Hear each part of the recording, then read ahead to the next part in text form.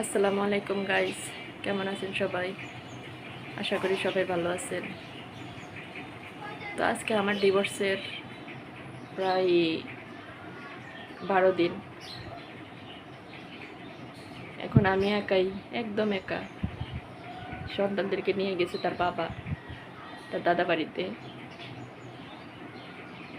বাচ্চাদেরকে নিয়ে গেছে। এখন আমি বড্ড একাই বাসায়। এই পৃথিবীতে এখন আমার কেউই নেই। বাবা মা ভাই বোন আত্মীয় স্বজন আমার এখন কেউই নেই, শুধু আমি আছি। এখন আমি কীভাবে আজকে সারাদিনটা আমি কাটাবো আমি জানি না। আর ওদেরকে আনবে কিনা তাও আমি জানি না, বা কবে আনবে সেটাও আমি জানি না। তো দেখেন কি আর করব। এখন বাজে বেলা প্রায় 10টা।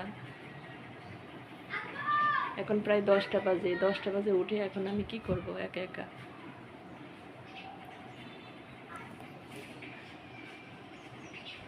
দেখেন আমি ঘুম থেকে উঠে একটু সামান্য একটু চা করে নিয়েছি, লাল চা, আর একটু মুড়ি দিয়ে এখন খেয়ে নেবো। এটাকে কি আর করবো, একা তো, যার জন্য। তো বাচ্চাদেরকে নিয়ে যাওয়ার পরে দেখেন গাইস আমার বাসার অবস্থা, আমার ঘরের অবস্থা। কারণ মন মানসিকতা এমনি ভালো না, এমনিতে স্বামীর সাথে ডিভোর্স হয়ে গেছে, অন্যদিকে বাচ্চাদেরকে নিয়ে গেছে।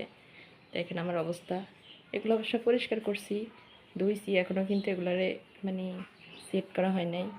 এদিকে আমার কিছু কাপড় বাজায় রাখছি, এগুলো এখনও মানে উঠিয়ে রাখবো। দেখেন আমার রুমের অবস্থা। আমি কিন্তু এখনও কিন্তু আমি কোনো কিছুই আমি পরিষ্কার করি নাই। ভালো লাগছে না, কীভাবে কী করবে। এই যে আমার ছেলের রুমের টেবিলের অবস্থা জানি না। এখন আমার হাজব্যান্ড বলতেছে সব মালামাল, বাসার সব মালামাল নিয়ে যাবে তাদের বাড়িতে। এখন নেয় কিনা আমি সেটাও জানি না। অনেক কষ্ট করে সংসারটা গুছাইছি। আপনারা সবাই আমার জন্য দোয়া করবেন, যাতে আল্লাহ পাক আমাকে একটু শক্তি দেয় কীভাবে আমি থাকবো। তো দেখেন আমার রান্নাঘরের অবস্থা। একা একা তো, যার জন্য কোনো কাজ করতে আমার ইচ্ছা করে না। এদিকে বাহিরের অবস্থাটা একটু আপনাদেরকে দেখিয়ে দিই। দেখেন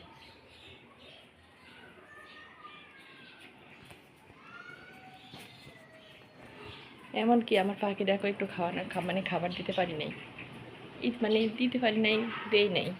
ভালো লাগছে না, কীভাবে কী করবো, যার জন্য দেখেন পাখিটা একবারে খিদায় অনেক হয়ে গেছে।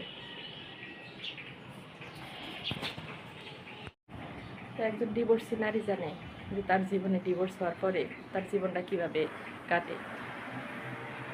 আমি জানি না, এরকম হওয়ার কোনো কথা ছিল না, তারপরে হয়ে গেছে। সবই উপরওয়ালার ইচ্ছা, উপরওয়ালা যা ভালো মনে করছে তাই করছে। জানি না সামনের দিনগুলো কীভাবে কাটাবো।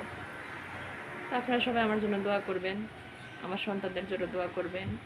আমি এখনও দোয়া করি আল্লাহ পাক যাতে আমার হাজব্যান্ডকে ভালো রাখে, সুস্থ রাখে। কি বলবো, কথা বলতে খুবই কষ্ট হচ্ছে, তারপরে একটু আপনাদের সাথে শেয়ার করলাম। একটা মেয়ের জীবনে ডিভোর্স যে কত ভয়ঙ্কর একটা জিনিস। আর ডিভোর্সের কলঙ্ক যার কপালে লাগে সে জীবনে আর উঠে দাঁড়ানোর মতো শক্তি তার থাকে না। এখন আমি খুবই বেকার, আমার কোনো ইনকাম সোর্স নাই। এখন আমি 2টা বাচ্চা নিয়ে, যদি বাচ্চা আমার কাছে দিয়ে যায় কীভাবে চলবো বাচ্চাদেরকে নিয়ে, আমি সেটাও জানি না।